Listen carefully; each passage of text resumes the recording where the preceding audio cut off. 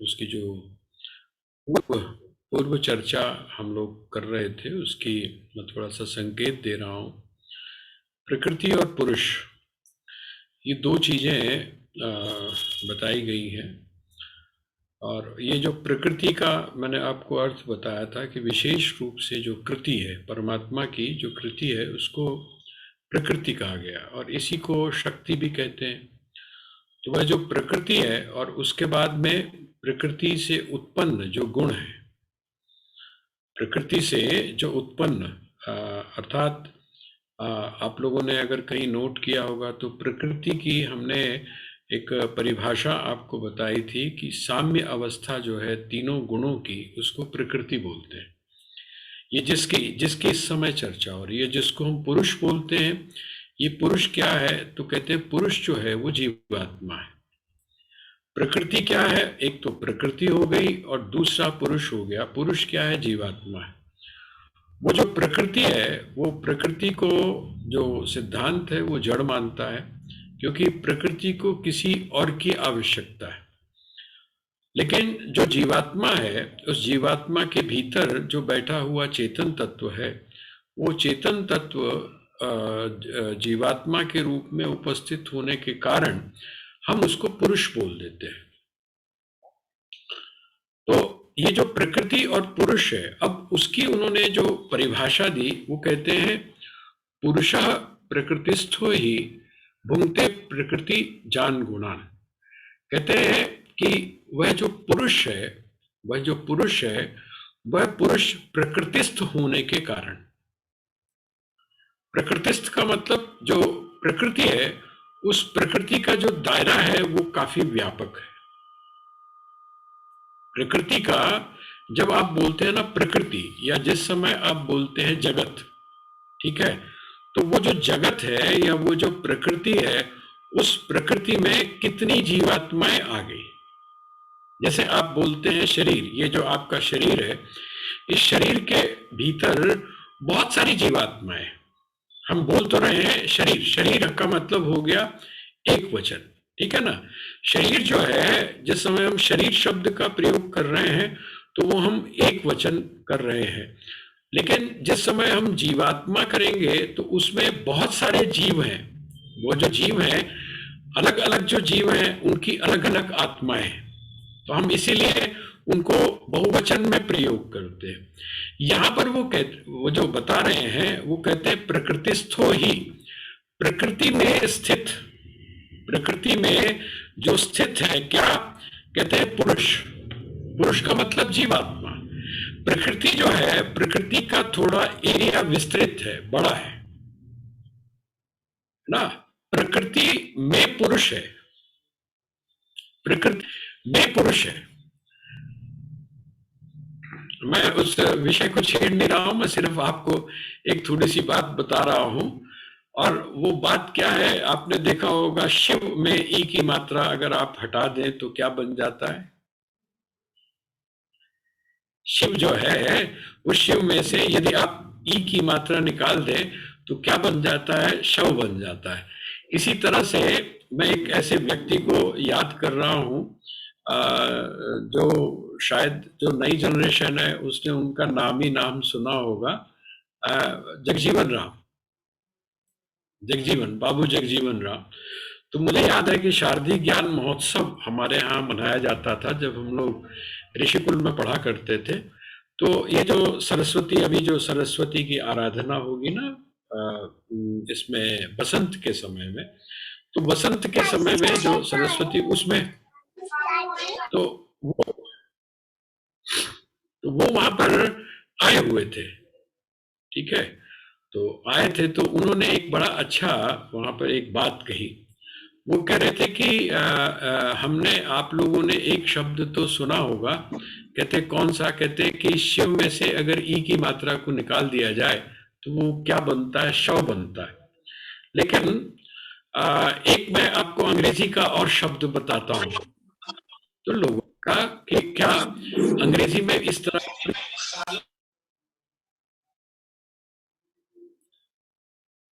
अंग्रेजी में भी क्या इस तरह का कोई शब्द है जो इसके साथ में रिजेंबल करता हो या इसके साथ मिलता हो। और आश्चर्य हुआ जब उन्होंने एक चीज बताई, वो कहते शी में ही है लेकिन ही में शी नहीं है कि नहीं? आप लिख के देखिए, जो शी है उस शी में ही है लेकिन ही में शी नहीं है। अब ये मैंने इसलिए बोला, मैं वो पिछला वाला जो सब्जेक्ट है उसकी बात नहीं कर रहा हूं मैं। यहाँ पर ये जो अभी जो बात कही जा रही है श्रीमद् भगवद गीता में, ये मैं इस श्लोक की बात कर रहा हूं। क्योंकि ये जो जिसको आप शी बोल रहे हैं ना, शी का मतलब क्या हुआ? प्रकृति। ठीक है। और ये जो प्रकृति है इसका जो एक दायरा है ये काफी बड़ा है, विस्तृत है। ठीक है। और उसके अंदर कौन है? उसके अंदर है पुरुष। पुरुष का मतलब जीवात्मा। पूरी प्रकृति, हम पूरी जब प्रकृति शब्द का प्रयोग करते हैं तो उसमें एक वचन होता है। ठीक है। लेकिन जब हम जीवात्मा शब्द प्रयोग करते हैं तो जीवात्मा एक भी है और जीवात्माएं कई भी है। लेकिन जब हम सिर्फ सिंगल जीवात्मा शब्द का प्रयोग करते हैं तो वो अलग है। और जिस समय हम प्रकृति में जीवात्मा शब्द का प्रयोग करते हैं तो वहां बहुत सारी जीवात्माएं।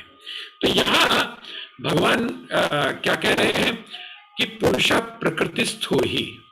ये जो प्रकृति है, इस प्रकृति में जो स्थित है, मुझे लगता है ये अब क्लियर हो गया होगा कि जो प्रकृति है उस प्रकृति में जो स्थित पुरुष है वो क्या है? भुंक्ते प्रकृति जान गुणान। ये जो प्रकृति है, इस प्रकृति के जो गुण हैं उनको भुंक्ते। भुंक्ते का मतलब होता है उनका वो भोग करता है।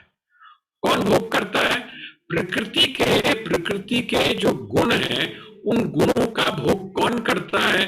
तो कहते हैं ये जो जीवात्मा है ये उनका भोग करता है। कौन से गुण भाई? कौन से गुण? मैं थोड़ा सा इसको बार बार इसलिए दोहराने की कोशिश कर रहा हूं क्योंकि जो कंसेप्ट है वो क्लियर हो जाए। कौन से गुण? गुण का मतलब है सत्वगुण, रजोगुण और तमोगुण। सत्वगुण, रजोगुण और तमोगुण।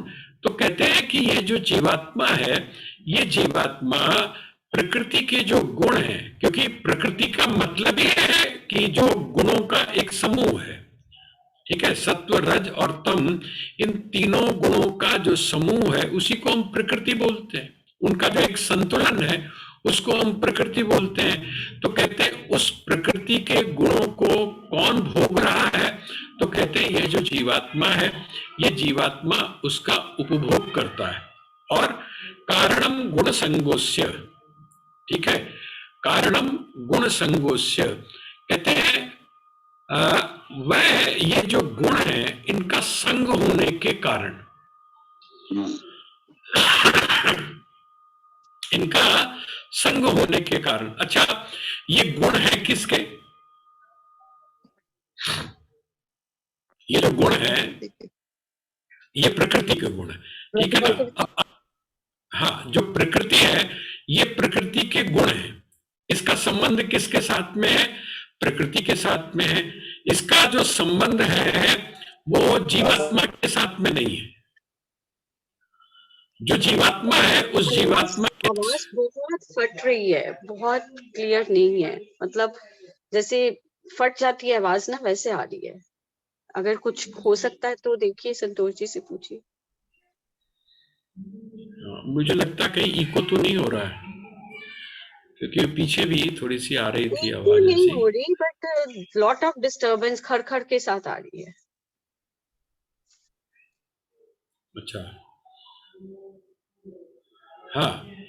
तो प्रकृतिस्थ ही है ना, जो प्रकृति में जो स्थित क्या है, कहते हैं जो जीवात्मा है वह क्या करता है? प्रकृति के गुणों का, प्रकृति के गुणों का भोग करता है। अब थोड़ा सा हम यहाँ पर जो मैं समझाने की थोड़ी सी कोशिश कर रहा हूं वो ये है कि ये जो गुण है ये गुण किसके हैं? प्रकृति के। ये गुण जो है ये किसके हैं? ये प्रकृति के। ये गुण वो जो जीवात्मा है उस जीवात्मा के गुण नहीं है। लेकिन वो जो जीवात्मा है वो जीवात्मा इन प्रकृति के गुणों का भोग क्यों करता है? ये कुछ बीच में कहीं और ये इको इको इको हो रही है, इको। शायद ये कुछ कनेक्शन का है, थोड़ा सा ढीला होगा कहीं कुछ है। हाँ, ये कहीं इको हो रही है, क्योंकि मुझे भी जो आवाज है वो वापस सुनाई दे रही है।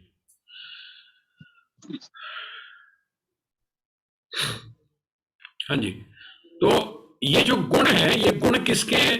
तो कहते हैं ये गुण है प्रकृति के, लेकिन वो जो जीव है जिसको आप जीवात्मा कहते हैं, वो जीवात्मा उसका उपभोग क्यों कर रहा है? कहते हैं उसका कारण है संग। उसका कारण क्या है? संग। वो जिस समय प्रकृति के साथ में जुड़ जाता है, अर्थात वह जो जीवात्मा है, जिस समय जीवात्मा प्रकृति के साथ में जुड़कर और क्या करता है, उसके साथ तादात्म्य स्वीकार कर लेता है।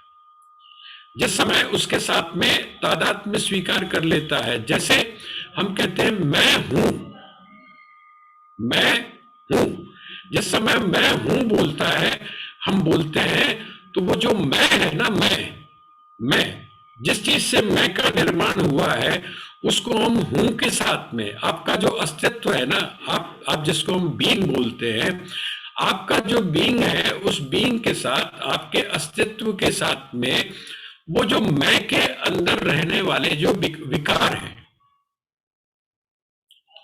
अभी जो हमारा मैं है, वो मैं कौन सा है? वो विकार युक्त मैं है। लेकिन वो जो मैं विकार युक्त जो मैं है, जो बहुत सारी चीजों से मिलके जिसको हम वो फॉर्म जो हुआ है, मैं जो बना है, वो हूं के साथ में जुड़ जाता है। अब आप क्या कह देते हैं कि मैं हूं, तो हूं जो है वो आपका अस्तित्व है, लेकिन वो आपका अस्तित्व शुद्ध न रहकर उसके तादात्म्य के कारण वो हूं भी जो है वो भी मलिन हो जाता है। ठीक है, यहां पर वो इसी बात को भगवान कह रहे हैं कि कारणम गुण संगोस्य, कहते हैं ये जो गुण का संग है, गुण का संग करने के कारण, वो गुण किसके हैं? तो कहते हैं प्रकृति के हैं। उन प्रकृति के गुणों का संग करने के कारण क्या होता है? वह जो जीवात्मा है, वह जीवात्मा क्या करता है? सद सद योनि जन्मसु, वो बार बार जन्म लेता है और बार बार फिर मृत्यु को प्राप्त होता है। अर्थात जो जन्म और मृत्यु का जो कारण है, जन्म और मृत्यु का कारण क्या है? अब यदि ये जो सूत्र भगवान ने दिया, ये जो खुलासा भगवान ने किया, इस खुलासे के बाद ये बात बड़ी स्पष्ट हो जाती है कि हमारी जो जन्म और मृत्यु का कारण है वो कौन सी चीज है? तो कहते हैं वो है जीवात्मा का प्रकृति के गुणों के साथ में जो संग होना है, जो तादात्म्य होना है, अर्थात जीव जो है वो उन गुणों के साथ में जोड़कर अपने आप को क्या बन जाता है? उन गुणों से युक्त हो जाता है। और जब उन गुणों से युक्त हो जाता है तो सत्व रज तम, इन तीन गुणों के कारण वो बार बार क्या करता है? जन्म भी लेता है और बार बार मृत्यु को भी प्राप्त होता है। अंकल, हम कह सकते हैं कि भगवान ने मैथुनी सृष्टि बनाई इसीलिए थी। है? भगवान ने जो मैथुनी सृष्टि जो का जो बनाया था, वो बनाया इसीलिए था। अदरवाइज तो अच्छे से चल रहा था। मानस सृष्टि से तो सब अच्छा चल रहा था। मैथुनी सृष्टि उन्होंने इसीलिए बनाई, मतलब इसीलिए मैथुनी सृष्टि चल रही है। वो चक्कर नहीं, देखो, जब नहीं, जब मानसिक सृष्टि बनाई, अब आप जिस समय इस तरह से एनालाइज करते हैं, तो जब मानसिक सृष्टि बनाई तो मानसिक सृष्टि में भी नारद जी को शाप क्यों दिया? आपको वो प्रसंग उनको अहंकार था कि मैं ब्रह्मचारी हूँ, इस चीज का अहंकार। ना, क्योंकि जब मानसिक सृष्टि बनाते थे ब्रह्मा जी, तो ये जो नारद जी थे, ये उनको वैराग्य का उपदेश दे देते थे। और जब वैराग्य का उपदेश दे देते थे, अर्थात संग, इसका मतलब संग जो है, जिसको हम संग दोष बोलते हैं, वो संग दोष वहां पर भी था। वहां संग दोष, इसका मतलब जो सृष्टि जहां पर भी होगी, चाहे वो मानसिक हो और चाहे वो मैथुनी सृष्टि हो, उस सृष्टि के अंदर संग, प्रकृति और जो जीवात्मा है, क्योंकि सृष्टि का मतलब ही है जीवात्मा का सामने आना, ठीक है, प्रकृति का भी सामने आना और उसके साथ में जीवात्मा का भी सामने आना। ये जो दो चीजें हैं, ये दो चीजें, अब होता क्या है कि वो क्या चाहते थे, वो ये चाहते थे कि नारद उपदेश देकर मेरी जो संतानें हैं, उन संतानों को सबको साधु या सन्यासी न बना दे। इसलिए उन्होंने क्या किया, मैथुनी सृष्टि दी।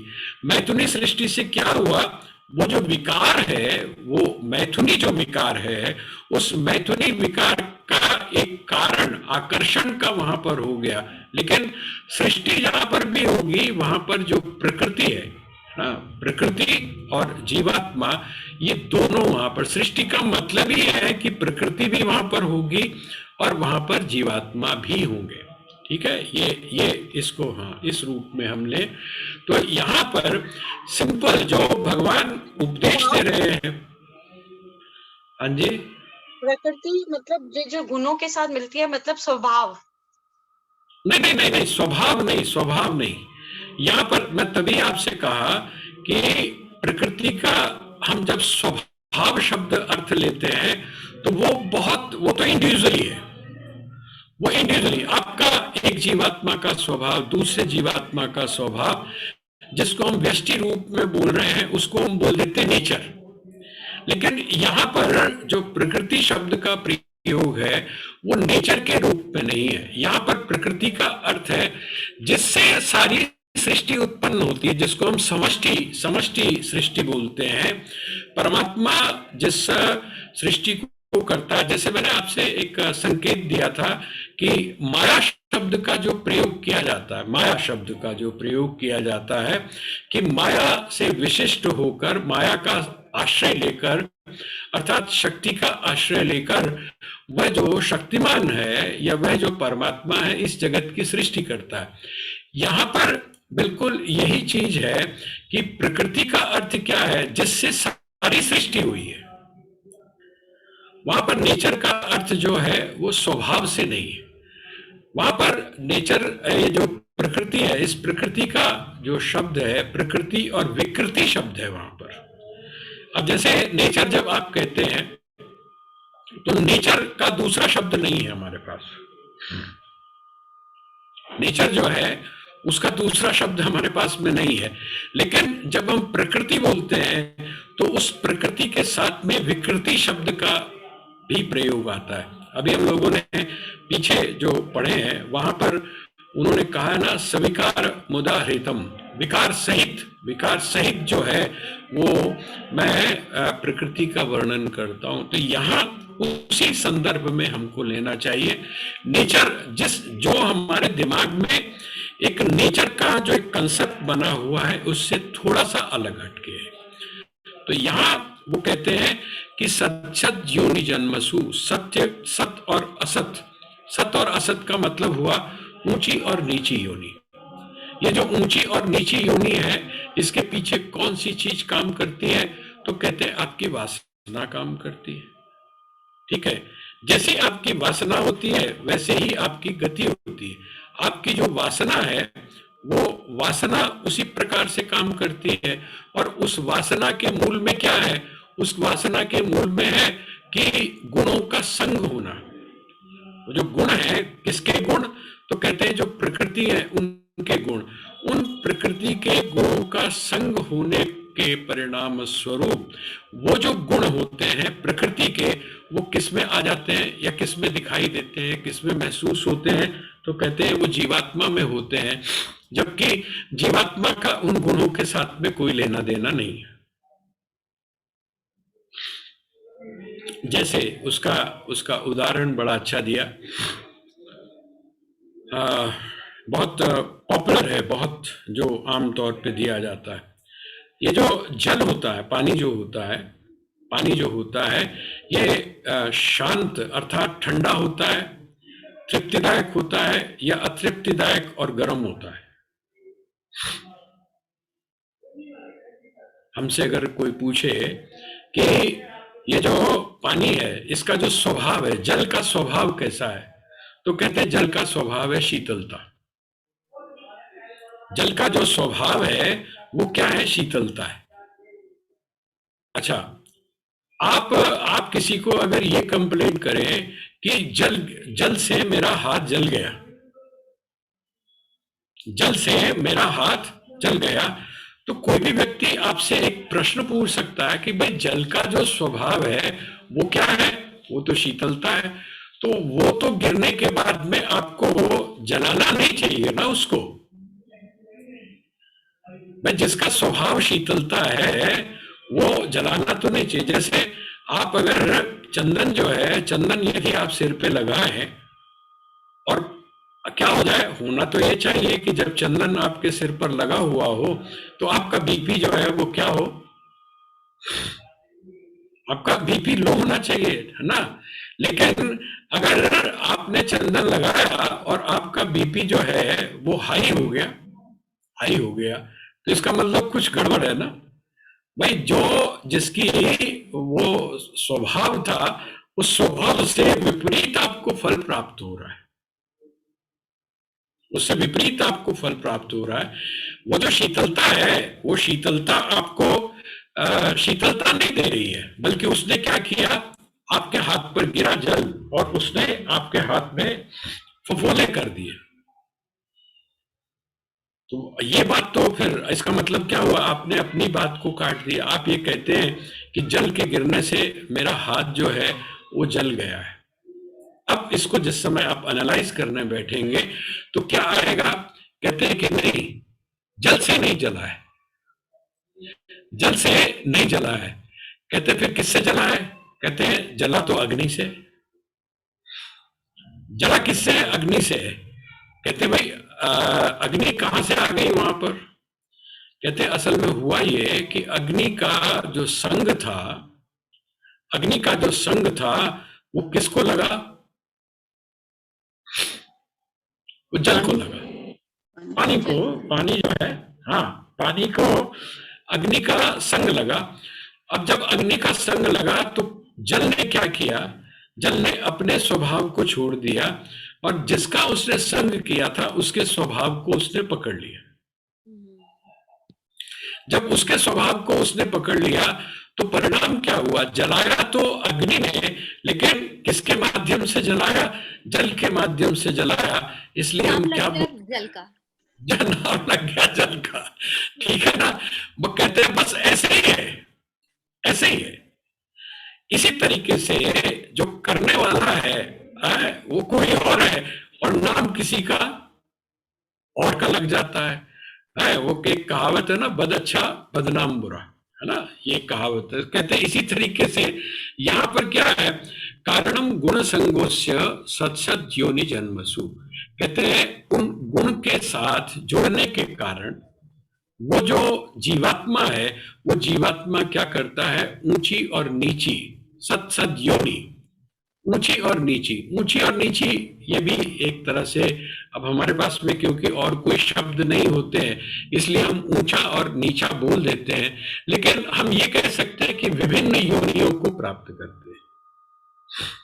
अब आप उसको ऊंचा नीचा ना बोल करके, कंपैरिजन उस तरीके से ना करके, लेकिन बड़ी सीधी सी बात यह है कि उन गुणों को जो प्रकृति के हैं अपने साथ जोड़ने के कारण यह जो जीवात्मा है ये क्या करता है? विभिन्न योनियों को प्राप्त करता है। विभिन्न योनियों को कब प्राप्त करेगा? जब उसका बार बार क्या होगा? जन्म होगा और बार बार उसकी मृत्यु होगी। इसका मतलब बार बार जन्म और मृत्यु का कारण कौन है?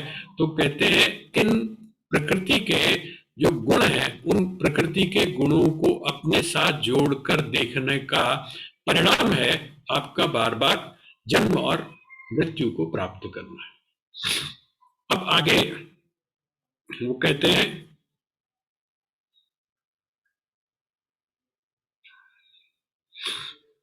ये श्लोक नंबर 22वां।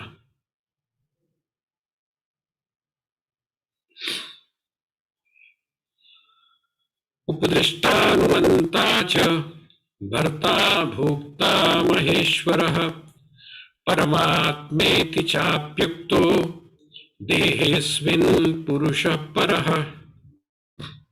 वो कहते हैं, देखिए प्रकृति की बात उन्होंने कर दी, भगवान ने प्रकृति की बात की, उसके बाद में प्रकृति के साथ में उन्होंने जीवात्मा की बात की। अब तीसरी बात और वो कर रहे हैं। वो तीसरी बात क्या है? ये जो 22वां श्लोक है, इसकी जो निचली लाइन है इसको आप पढ़ लीजिए। इसके जो नीचे की लाइन है उसमें कहा गया है परमात्मेति चाप्युक्तो, परमात्मेति चाप्युक्तो देहेस्मिन् पुरुषः परः। ये जो देह है, इस देह में पर पुरुष, पर पुरुषः मतलब पुरुष से जो परे है ना, ये जो देह है, अस्मिन् पुरुषः परः, वह जो जिसका संबंध किससे कहते हैं? शरीर से नहीं है, ऐसा जो तत्व है उसको क्या कहा गया? उसको कहा गया परमात्मा। परमात्मेति चाप्युक्तो देहेस्मिन् पुरुषः परः।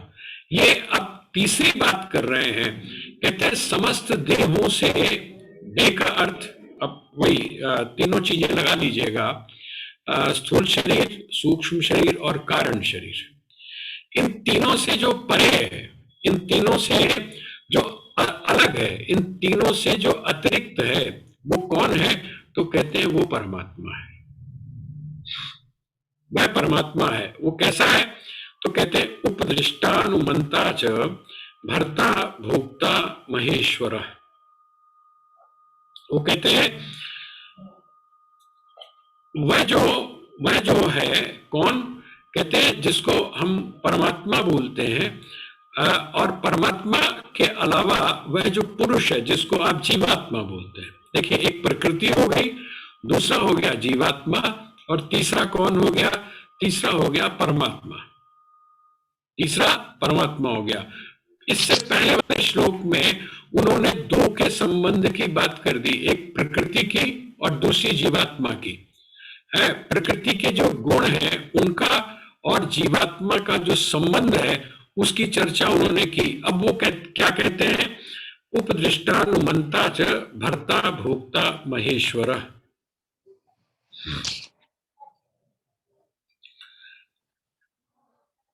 ये एक महेश्वर शब्द का अर्थ हम लोग सामान्य तौर पे क्या लेते हैं? जब आपसे कहा जाता है महेश्वर, तो महेश्वर शब्द का अर्थ हम क्या लेते हैं? महेश्वर शब्द का हम अर्थ लेते हैं भगवान शिव से। ठीक है, क्यों?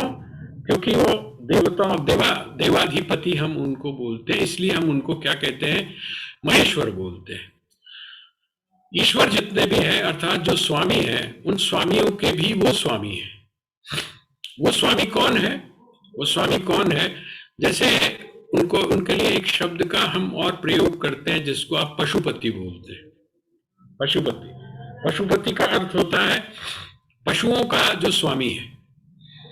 पशु का अर्थ यहाँ पर उस प्रकार के पशु से नहीं है जिसको हम सामान्य भाषा में कहते हैं।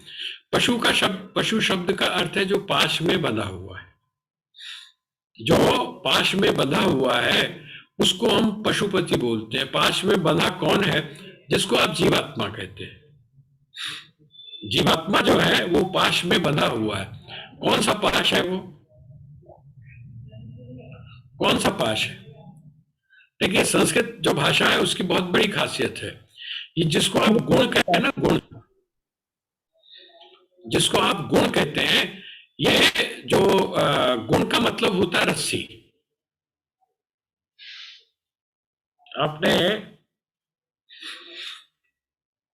एक जिस समय भगवान कृष्ण का आप बाल लीला को पढ़ते हैं, तो जब बाल लीला को पढ़ते हैं तो वहां एक आता है कि माँ जो है ना, जो यशोदा है, वो श्री कृष्ण को बांधने की कोशिश करती है और बांधने की कोशिश किससे करती है?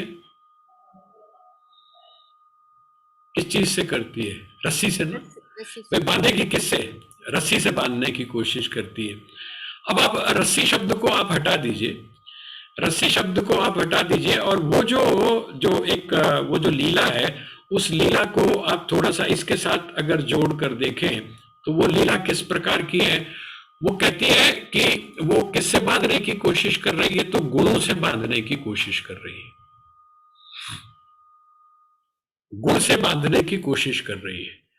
अच्छा, आप वहां पर वो जो लीला है, उस लीला में क्या देखते हैं कि वो कितनी छोटी हो जाती है? वो बड़ी से बड़ी रस्सी लेके आती है, बड़ी से बड़ी रस्सी लेकर आती है, और बड़ी से बड़ी रस्सी से वो जो कृष्ण है, उन कृष्ण को जब बांधने की कोशिश करती है तो वो कितनी छोटी होती है? बड़ी से बड़ी तो कहते 3 अंगुल, है ना? 3 अंगुल छोटी होती है। वो 3 अंगुल छोटी होने का मतलब क्या है? भाई 3 ही तो गुण है। आप क्या कर रहे हैं? आप गुणों से उस परमात्मा को बांधने की कोशिश कर रहे हैं। वो गुण किसके हैं? तो कहते हैं वो तो गुण गुणातीत है ना, गुण से परे है, गुण के काबू में तो वो आता नहीं है।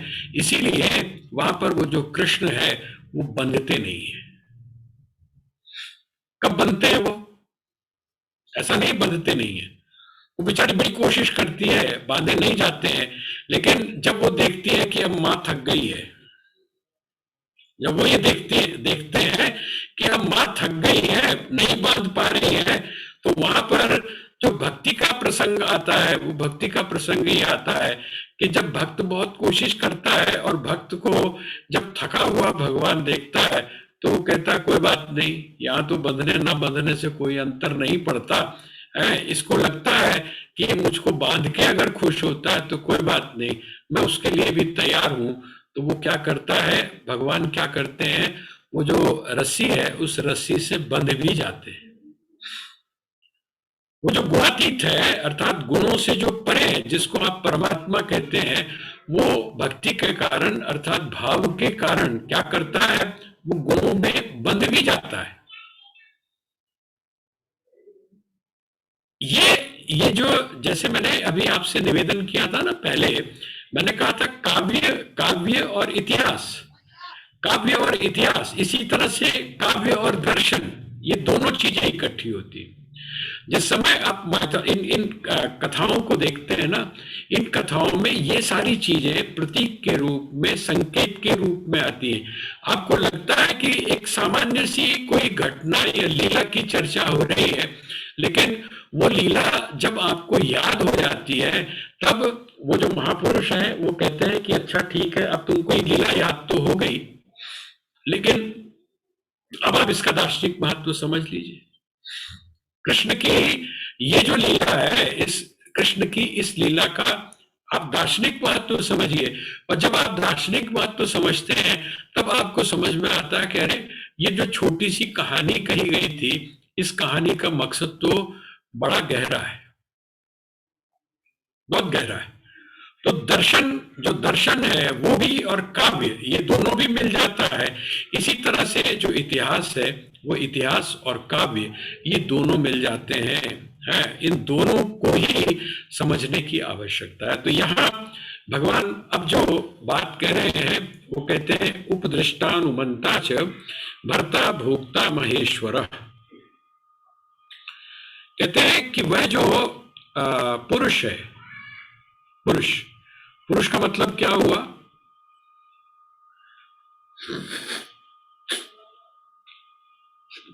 पुरुष हम लोग, हाँ जी, हाँ हाँ हाँ, बोलिए बोलिए। पुरुष का मतलब जीवात्मा। हाँ, जीवात्मा, जीवात्मा। यहाँ पर पुरुष का अर्थ आप वो पुरुष मत समझ लीजिएगा जिसको लेकर अभी हम लोग चर्चा कर रहे थे, वो पुरुष नहीं। यहाँ पर पुरुष का अर्थ है जीवात्मा, है ना। वह जो जीवात्मा है वो क्या है? कहते हैं वह जो पुरुष है वो उपदृष्टानुमंता च, किसके साथ में जुड़ा हुआ है? वह जो जीवात्मा है वो जीवात्मा किसके साथ में? ये जो शरीर जिसको आप बोलते हैं, इस शरीर के साथ जुड़ने के कारण वो क्या है? उपदृष्टा। ठीक है। उपदृष्टा का मतलब होता है कि जो अनुमति, हाँ या ना जिसको आप बोलते हैं। उपदृष्टानुमंता च, है ना, वो क्या करता है? इसका भरण और पोषण करता है। मतलब जितनी भी चीजें अभी हम पहले कह आए हैं, उन्हीं को यहाँ पर भगवान पक्का करने के लिए क्या कर रहे हैं? रिपीट कर रहे हैं। उपदृष्टानुमंता च भर्ता भोक्ता महेश्वर। भर्ता और भोक्ता है, भरण और पोषण, ये दोनों जो करने वाला है ना, अर्थात जो सुख और दुख है इनको जो भोगता है, इनको सुख और दुख को जो भोगता है, ऐसा वो कौन है? तो कहते हैं ऐसा वो महेश्वर है। और वही जो महेश्वर है, शरीर के माध्यम से, शरीर के साथ जुड़कर जो इन समस्त जो भी भोग हैं, उन भोगों को जो करता है वह कौन है? तो कहते हैं वो है जीवात्मा। और उस जीवात्मा से जो परे है, इस जीवात्मा से जो परे, इसका मतलब जो शरीर से भी परे है, जो शरीर से भी परे है, और उसके बाद में जो जीवात्मा है उससे भी परे है, उसको वो कौन सा तत्व है, या उसको क्या कहना चाहिए? कहते वही है परमात्मा। परमात्मेति चाप्युक्तो देहेस्मिन् पुरुषः परः। कहते हैं ये जो शरीर है, इस शरीर में वह जो पुरुष है, कौन सा पुरुष? परः, जो जीवात्मा से भी परे है, उस जीवात्मा से परे वह जो पुरुष है उसको क्या कहते हैं? तो कहते हैं, उसको कहते हैं परमात्मा।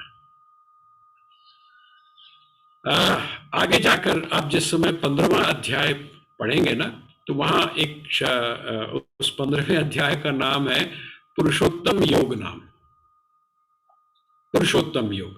वहां पर भी देखिए, पुरुषों में जो उत्तम है, पुरुषोत्तम, भगवान का नाम है ना एक पुरुषोत्तम। मर्यादा पुरुषोत्तम भी आप बोल देते हैं। भगवान राम के लिए आप एक शब्द का प्रयोग कर लेते हैं, मर्यादा पुरुषोत्तम। पुरुषोत्तम का मतलब होता है पुरुष जो है उनमें अग्रणी, अर्थात जो जीवात्मा है उस जीवात्मा में जो अग्रणी है। अग्रणी का मतलब क्या हुआ? जो परमात्मा है। तो यहां अब वो कहते हैं कि अगला जो 23वां श्लोक है, वो उसका वहां पर एक तरह से हम ये बोल सकते हैं महात्म्य बता रहे हैं। ये जो श्लोक है, इस श्लोक को हम 23वें श्लोक को पढ़ते हैं। मुझे लगता है इसको पढ़ने के साथ में आपको इसका काफी कुछ जो अर्थ है वो समझ में आ जाएगा। या एवं वेत्ति पुरुषम, या एवं वेत्ति पुरुषम प्रकृतिम च गुणैः सह सर्वथा वर्तमानोऽपि न स भूयोऽभिजायते। या एनम वेत्ति पुरुषम, जो इस पुरुष को जानता है, जिस पुरुष की चर्चा भगवान ने, एनम मतलब जिसको अभी पीछे कहा है, या एनम पुरुषम, है ना, इसको जो जानता है, प्रकृतिम च गुणैः सह, प्रकृति और गुणों के साथ में जो इसको जानता है, सर्वथा वर्तमानोपि, कैसे ऐसा व्यक्ति जो है वर्तमानोपि, सर्वथा वर्तमानोपि,